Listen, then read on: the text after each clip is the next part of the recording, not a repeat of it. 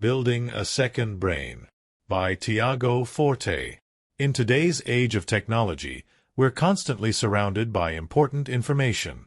However, our brains aren't equipped to effectively process and recall every important thing we encounter, leaving us frustrated and overwhelmed. Consequently, many people feel like they're failing to reach their full potential, as if they're dying of thirst during a rainstorm simply because they lack the means to capture what's surrounding them. Luckily, in Building a Second Brain, Tiago Forte presents a solution to this problem, a straightforward method of recording, organizing, and utilizing valuable information. This method allows you to recall important knowledge at the snap of your fingers, easily connect ideas and make discoveries, and complete any goal or project to the best of your ability. Forte specializes in productivity and the emerging field of personal knowledge management, PKM. He's also the founder of Forte Labs, a consulting firm that helps organizations improve productivity and maximize creative potential through the principles and techniques of design thinking.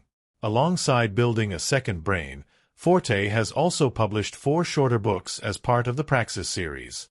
Design Your Work, Extend Your Mind, The Heart is the Bottleneck, Ways of Knowing. In this series, he uses his personal experiences to teach others about the nature of knowledge, productivity, and creativity. In Building a Second Brain, Forte explains how you can create an external storage system of knowledge that he calls a second brain, and why doing so is important. In this guide, we'll discuss the benefits of an external information storage system, how to effectively organize this system and store information, and how to use your storage system to maximize your productivity and creative potential. We'll also discuss alternative note-taking methods, organizational systems, and techniques that can improve your productivity, citing books like The Effective Executive by Peter Drucker and Getting Things Done by David Allen. Your brain's not equipped to effectively manage today's information. Forte claims that modern humans need an external storage system, ESS, a digital platform to store all the important ideas, information, and work they encounter, because knowledge and the ability to do knowledge work is the most valued asset in today's society. In Forte's view, knowledge work involves recalling important pieces of information, making connections between them, and using the insights gained from this process to develop novel ideas or solve problems. Your ability to do knowledge work hinges on how creative and productive you are. Creativity is the ability to make connections between ideas and information. Productivity is the ability to make effective use of your time and creativity to accomplish a goal. The more creative connections you can make, and the faster you can execute on them, the better you'll be at knowledge work. The history of knowledge work. The concept of knowledge work was first popularized in 1959 when management expert Peter Drucker coined the term knowledge workers in his book The Landmarks of Tomorrow. As Drucker explains in The Effective Executive, knowledge workers produce results by recalling and sharing important information. Drucker developed this concept because, like Forte, he believed that knowledge and mental labor is the most valuable asset in today's society. Forte's description of knowledge work above adds to Drucker's original concept in a couple of ways. First, Forte expands Drucker's concept of knowledge work by claiming that creativity, alongside productivity, produces effective knowledge work. Further, while Drucker recommends improving your ability to do knowledge work by strengthening mental skills like effective time management, focus, and the ability to make novel contributions, Forte recommends using an external storage system, what he calls a second brain. However, Forte notes that our ability to do knowledge work is hindered by our brain's inability to effectively manage today's information. We have access to an unlimited amount of important information in today's modern age due to the rapid evolution of technology. However, our brains can't store and recall this vast quantity of information because they haven't developed at the same exponential rate. Consequently, we struggle to remember important information when we need it, which hampers our ability to do knowledge work. A digital external storage system solves this problem by allowing us to store every important idea we encounter in a highly organized system that makes it easy to recall information at any time. This will increase our creativity, ability to draw connections between ideas, and productivity, ability to quickly recall information, which, in turn, will increase our knowledge and ability to do knowledge work. Our biological tendencies make technology overwhelming and knowledge work hard. In Hyperfocus, Chris Bailey provides context that supports Forte's claim regarding information overwhelm in the modern world. Bailey explains that our brains aren't equipped to handle all the information of the technological era, and consequently struggle to do knowledge work, because of the ancient biological limits of our working memory. Our working memory only stores information that's relevant to the tasks we're currently working on.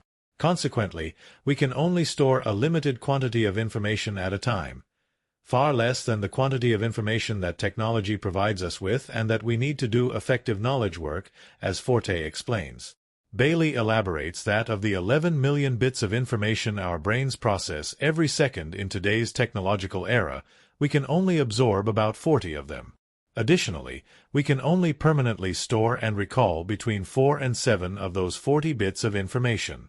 Forte's method to outsource important information into a digital ESS would seemingly cure the pitfalls of our working memory that Bailey discusses. An ESS allows us to permanently save, easily recall, and act on every important piece of information we encounter, even information that's not currently relevant to us. How will an ESS increase performance? According to Forte, there are 3 primary ways in which using an ESS will increase creativity and productivity, helping us do productive knowledge work. 1. Having an ESS will allow you to record ideas and information in a concrete, external format that's easy to comprehend and locate, rather than an abstract format that only exists in your mind and is easy to forget. This will increase your productivity. Short-form note. Author and business expert Josh Kaufman agrees that externalizing information, getting it out of your head, improves productivity and makes it much easier to return to ideas later. He adds that writing information down can also help you to approach it from a new perspective.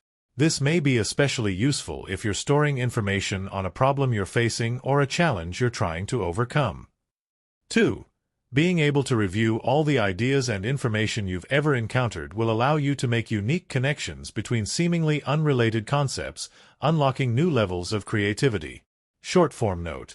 You can improve your ability to make connections between seemingly unrelated pieces of information in your ESS by regularly engaging in synectics exercises. One example of a synectics exercise is picking 2 random objects and trying to devise some kind of connection between them. 3. Old ideas and information you've recorded are likely to inspire you or be reusable in future projects, which saves time and increases creativity and productivity. Short-form note. Beware of reusing your old ideas and writing in academic work, specifically. While doing so may provide the benefits Forte lists, it may also be classed as self-plagiarism, which many academic circles and publications frown upon. The following sections will discuss how to organize your ESS and how to use it to maximize your creativity, productivity, and ultimately, your ability to do knowledge work and complete your goals. How to organize your storage system. Forte explains that the organization of your external storage system is the most important component of increasing your creativity and productivity. Creating folders and subfolders in your digital storage system will allow you to easily locate and utilize saved information. We can break Forte's organization system into 6 main areas. 4 of these areas are part of the organization system he calls Para. Short-form note.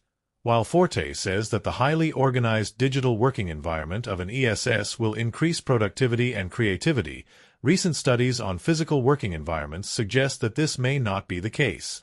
Psychologists found no difference in productivity between people working in organized environments and those working in cluttered ones.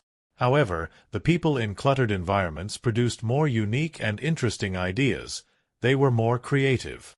If the observations from this study on physical work environments hold true for digital work environments, then your creativity might benefit more from a more integrated or cluttered ESS, rather than a highly siloed one like Forte recommends. The 6 main areas of the ESS. The first section in your storage system will be an inbox. This is the first place your information and notes will go when you save them. Forte explains that you should sort information into a more specific folder later to save time and ensure it's put in the best location. He elaborates that sorting information is time-consuming, and if you feel you have to save and sort in one go, you might be discouraged from saving information altogether. Further, you'll make the best decision for how the information can be used, and thus where to sort it, after you've had time to reflect on it. We'll discuss how to sort information later in the guide. The next section will be a management folder, where you'll keep track of your progress toward active goals and projects. Forte also recommends including a to-do list in this folder that outlines the tasks you need to complete in the next week or so. Your current goals folder is where you'll store information and notes pertaining to the goals and projects you're currently working on. This corresponds to Forte's projects folder in the Para system. Within this folder will be subfolders for each goal and project.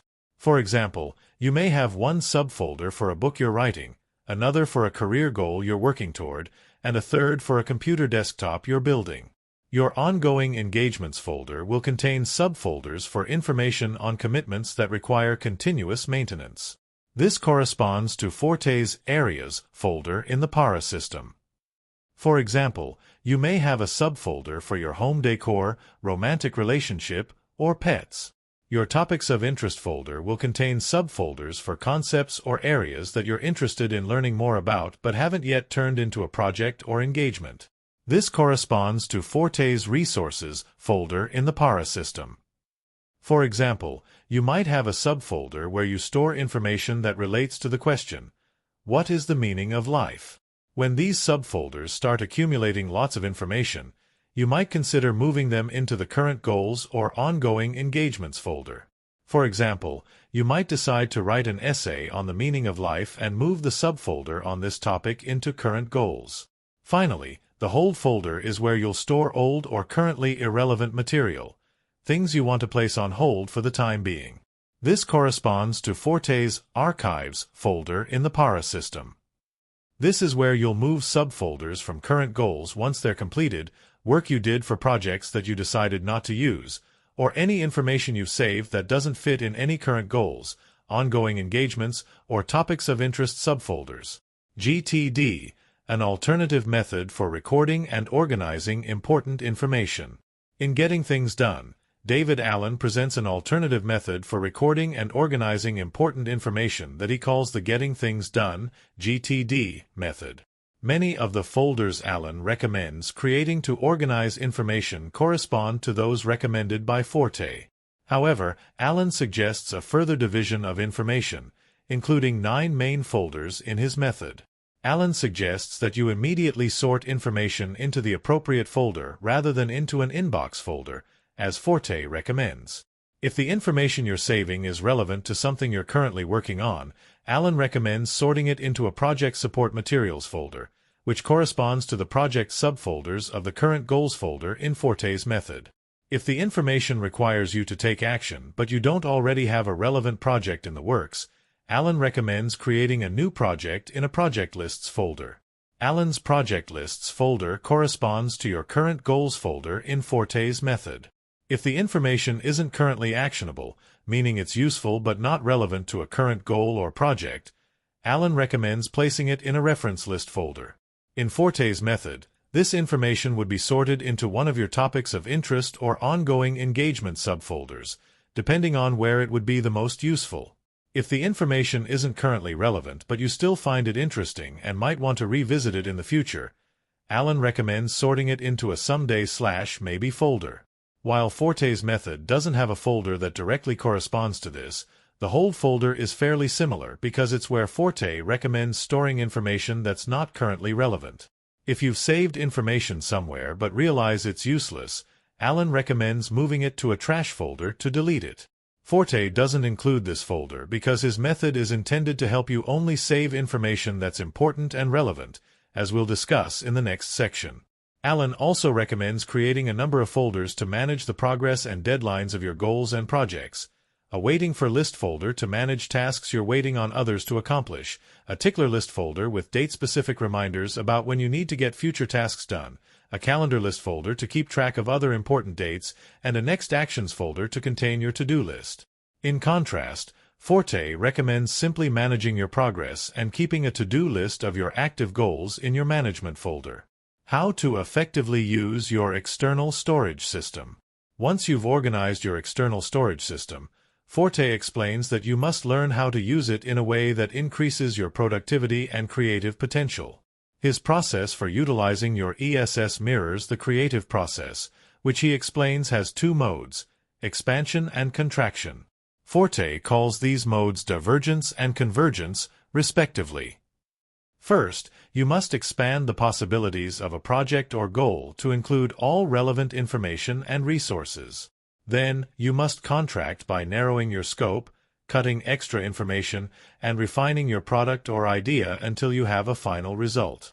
Forte explains that the first two steps of using your ESS are to record information and sort it into relevant folders where you can utilize it. These are the condense and organize steps of Forte's code system for saving information.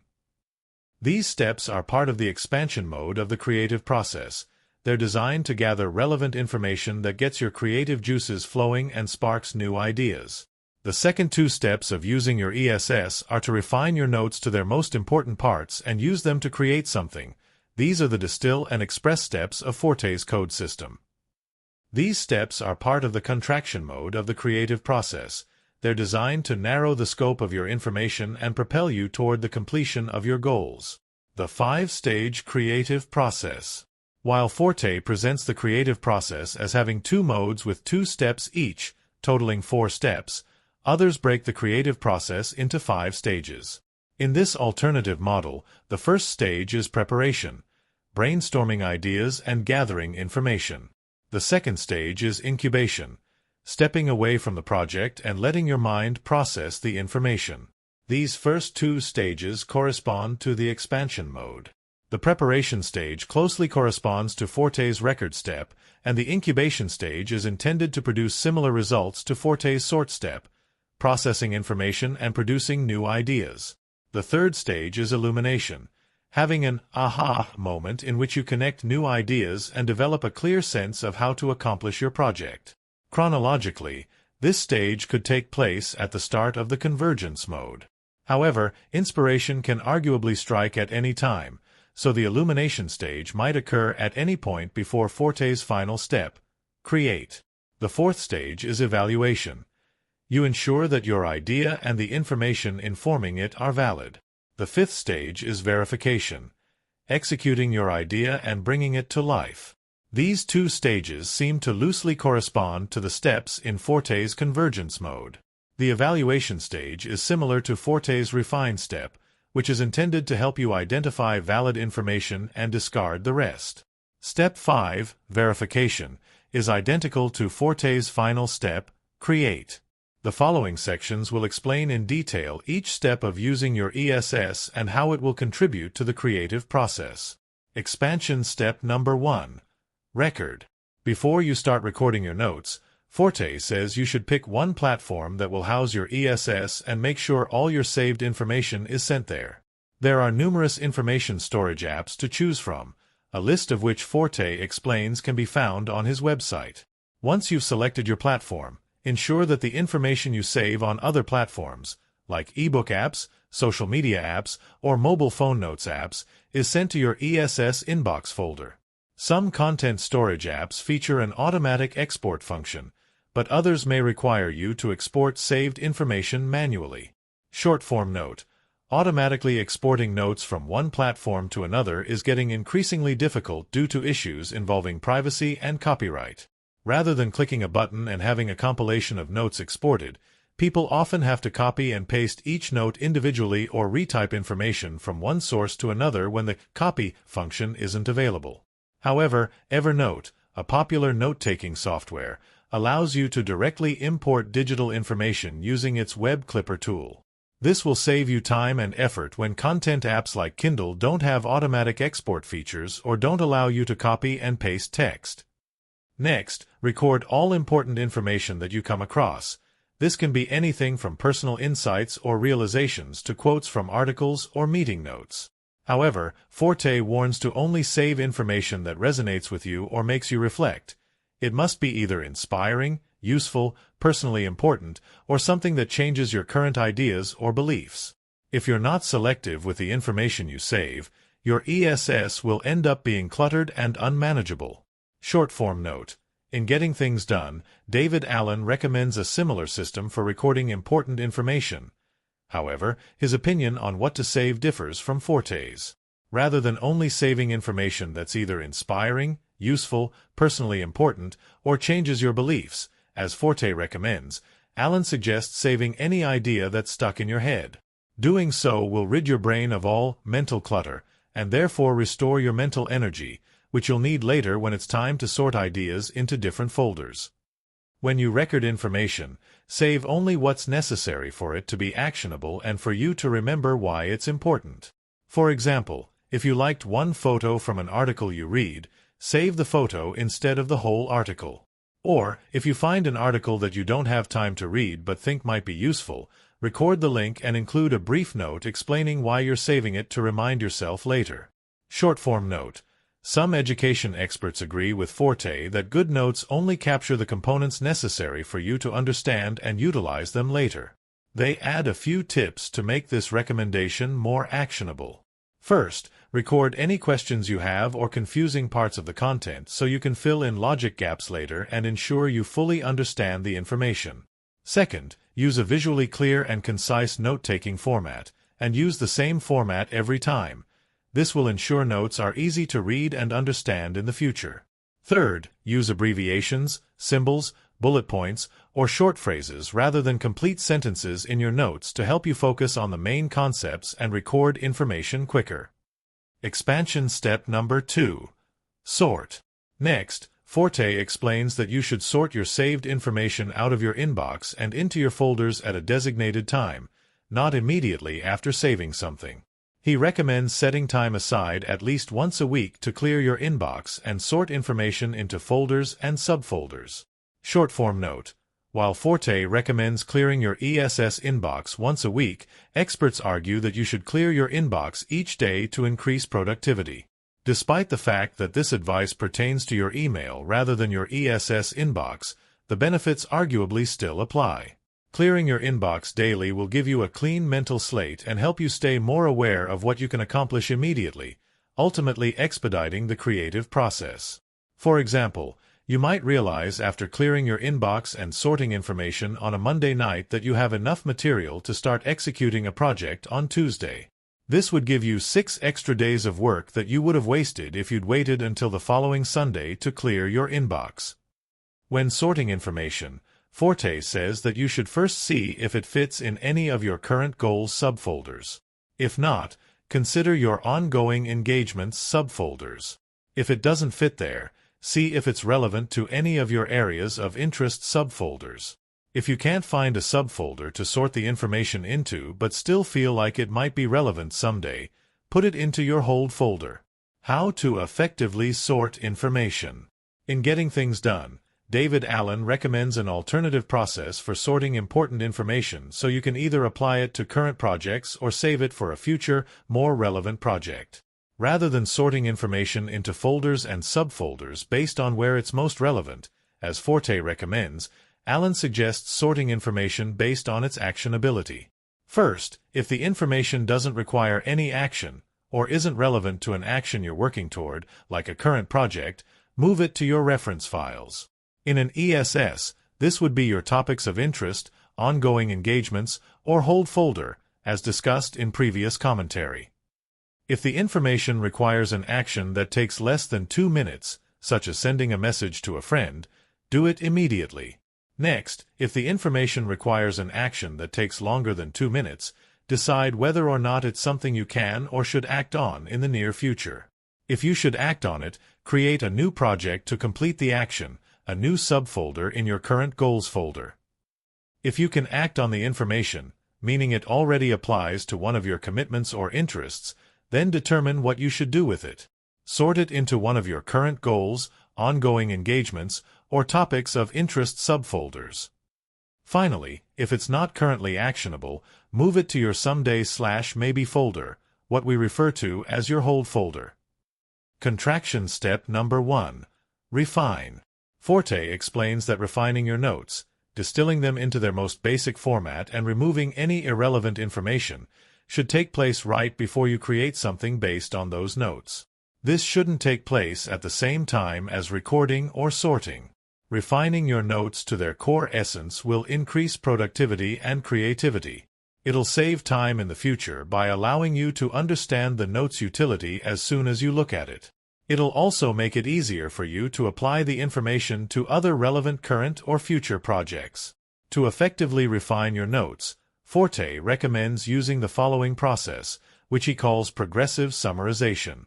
Since you've already saved the smallest bit of information from the source, as we discussed in the record section, you'll start the refinement process by bolding the main points of the small chunk of information you've saved. For example, if you've saved a paragraph from an article, find and bold the main points of the excerpt, the thesis, sentences that provide important explanations, keywords that remind you why you saved the information, or parts that especially stuck out to you. If you have an especially long or complex note, you can further distill it by highlighting or underlining the most important or surprising points of the bolded sections. Then, for especially unique or valuable notes, Forte recommends including a short summary that explains the main points of the source and why you've saved it, if you might forget, in as few words as possible. Using bullet points may be helpful for this step. Do the pros of Forte's refinement outweigh the cons? While Forte argues that his method of refining notes increases productivity and creativity, critics of this process argue that it might actually decrease these abilities for a few different reasons. First, these critics argue that Forte's recommendation to refine information right before creating, rather than immediately after saving, encourages you to over-collect information. This is because refining a note helps you identify how useful it is.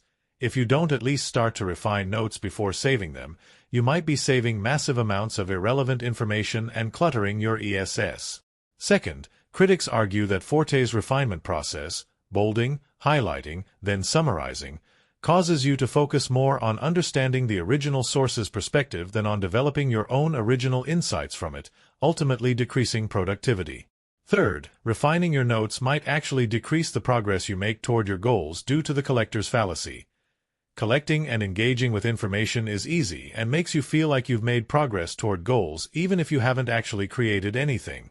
Spending multiple work sessions refining your notes might make you feel like you've done something productive with your ESS information when you haven't actually created anything. This false confidence might ultimately prevent or slow your progress toward your goals. Contraction step number 2. Create.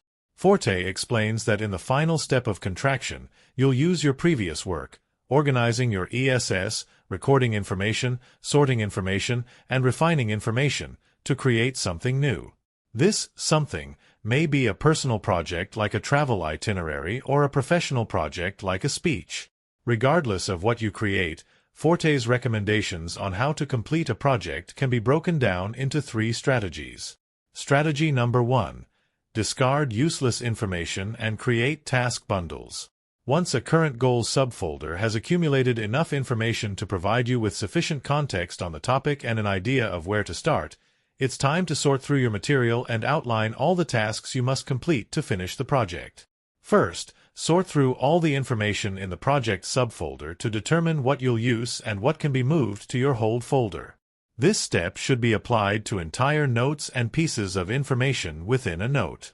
For example, if an entire note is no longer helpful, move it to hold. If a note is relevant but you'll only use 2 of the main points, save those points and move the rest of the note to hold. Short-form note. Education experts emphasize that if, during this step, you find yourself discarding a large quantity of information, you may need to go back to the drawing board. In other words, if a good portion of the information you've saved turns out to be irrelevant, this might indicate that you either need to narrow the scope of your project or go back into expansion mode to collect more relevant information. Next, identify each small task necessary to complete your project, create a subfolder for each task within your project subfolder, and order the subfolders chronologically. Forte calls these subfolders intermediate packets, but we'll call them task bundles for clarity. The task bundles for an essay might look like research material, thesis, paragraph 1, and so on. Finally, sort the information and notes within the main project subfolder into the task bundles that they'll be used for. Creating task bundles and sorting information into them based on relevance will improve productivity and make your work less overwhelming by portioning the entire project into small tasks that can be completed in one sitting. Once each of the task bundles is complete, your project will be complete. Forte also recommends saving and reusing task bundles. When completing a current project, try to reuse old task bundles whenever possible to save time repeating work that you've already done. For example, if you're writing an essay on a topic you've written about before, you might be able to reuse notes or even entire paragraphs from your old essay. Comparing and contrasting Forte's method of task planning with David Allen's.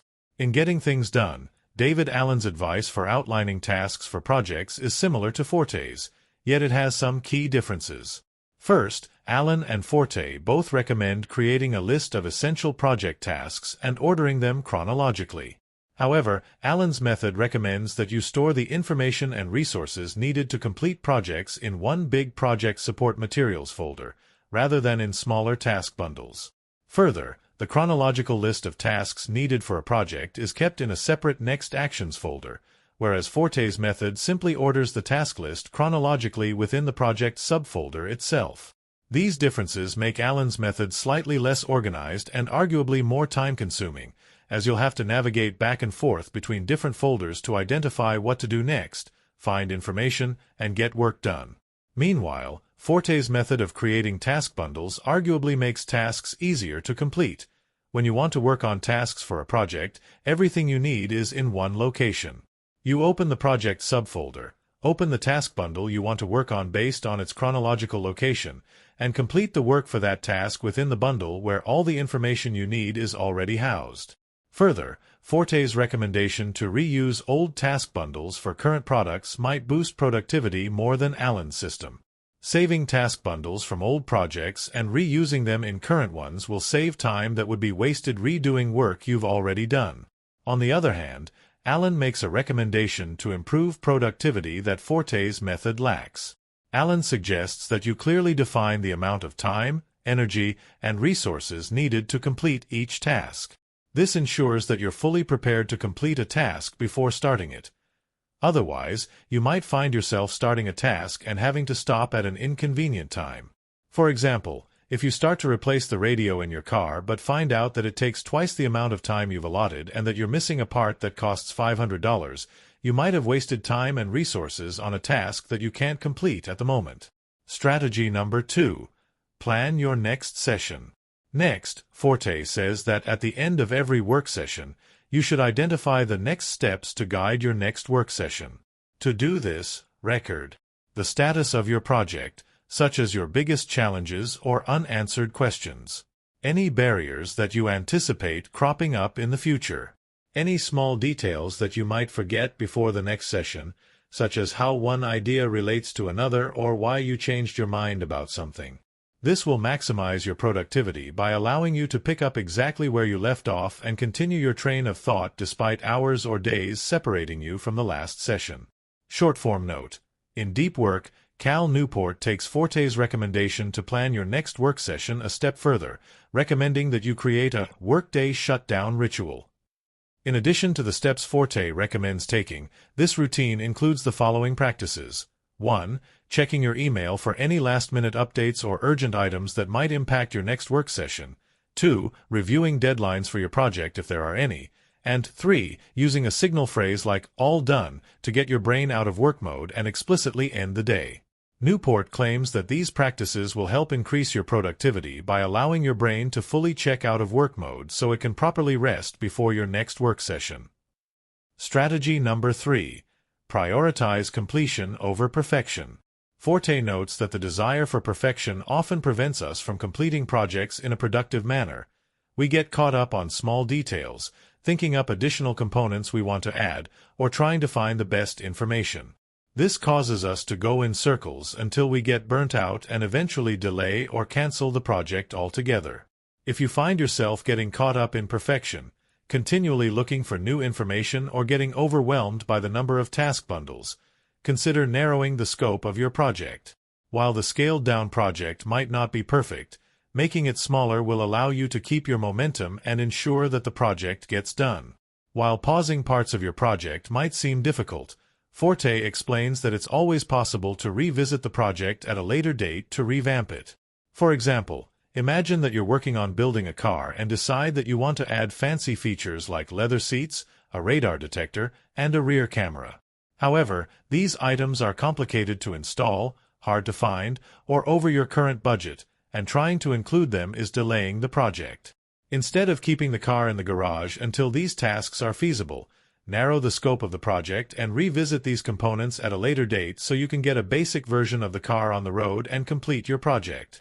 How to overcome perfectionism. Like Forte, Elizabeth Gilbert explains in Big Magic that perfectionism is one of the biggest barriers to creativity and productivity. She elaborates that perfectionism is a psychological ailment that takes time and practice to overcome.